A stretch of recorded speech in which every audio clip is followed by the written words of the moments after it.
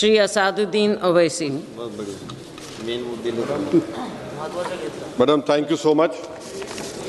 Madam मैं यहाँ बैठकर सुन रहा था, हमारे शिवसेना के नेता ने इस बहस का आगाज किया, बहुत छाती मार कर बोले हैं कि हम कामयाब हो गए।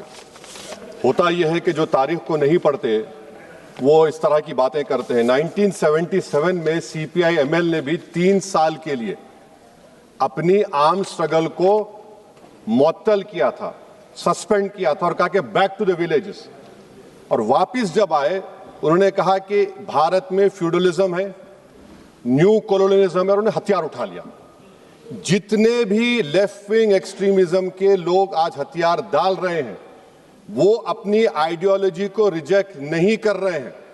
एक स्टेटमेंट मुझे बता दीजिए, हथियार डाल रहे हैं मगर अपनी आइडियोलॉजी पर कायम है, और अगर वो आइडियोलॉजी सस्पेंड नहीं करेंगे तो आपने कौन सी कामयाबी हासिल कर ली?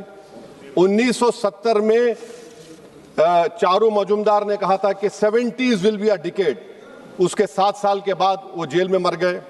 फिर 2004 में पीपुल्स वॉल ग्रुप एमसीसी मिला दिया गया, सीपीआई माओइस्ट बन गया, और उन्होंने कहा कि 2050 तक हम न्यू डेमोक्रेसी रिवॉल्यूशन लाएंगे। बताने का मकसद यह है मैडम कि आइडियोलॉजी पे आज भी वो लोग कायम हैं। मैं 55 दिन हैदराबाद की उस वक्त की मुशीराबाद जेल में था, किसी का मेहमान था, एक कमरे में मुझे रखा गया। मैं 20 दिन पटेल सुधाकर रेड्डी से बात करता था, और पटेल सुधाकर रेड्डी कौन है? जो नक्सलाइट्स को जानते हैं। 98 में वो मुझसे पूछता था कि गैट के बारे में तुम्हारी राय क्या है। हम अम्बुड्समार्ट बोलते हैं। अम्बुड्समार्ट का मतलब क्या है हिंदी में? इनकॉम्प्रिहेंसिबल प्लेटो।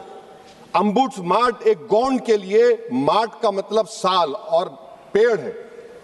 10,000 स्क्वायर किलोमीटर का एरिया है। नक्सलाइट खत्म हो गए, लेफ्ट विंग एक्सट्रीम खत्म हो गया। अब क्या हो गया कि ना मॉइस्ट है ना गवर्नेंस है, कोई नहीं है वहां पर।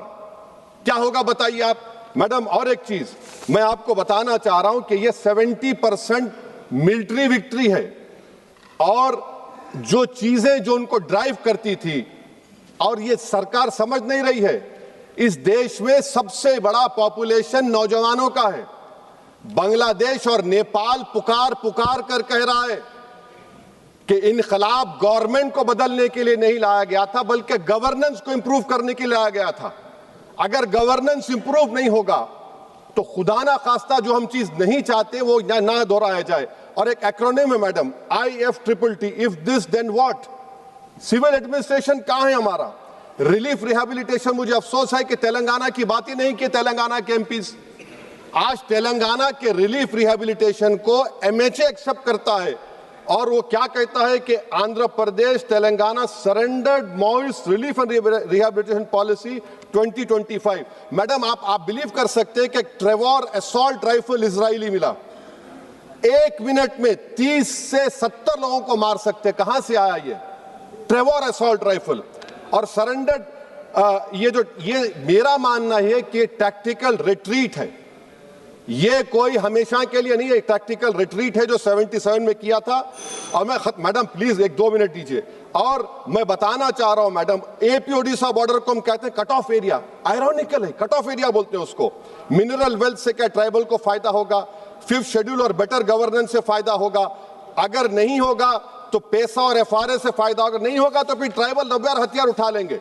ये आप सोच कर चलिए। और आखिर में मैडम मैं गवर्नमेंट से पूछना चाह रहा हूं कि right wing extremism will lead to extreme left wing extremism, and I want to know, a symbolic post has been given to a tribal, but what about grassroots leadership of tribals from mandal, zilla parishad to MLA? That is not being there.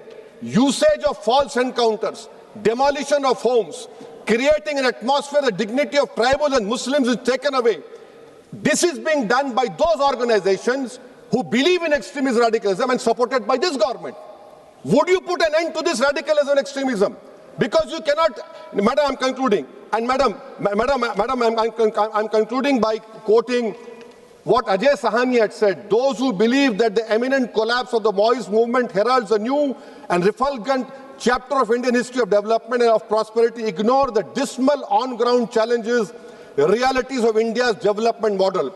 The increasing maturation of polarizing mobilization in electoral politics, the growing inequities and inequalities of increasing predatory oligopolistic economy, and the progressive redundancy of human labor as a result of rapid technology transformation. In the light of such fault lines, other moments of violence will inevitably rise.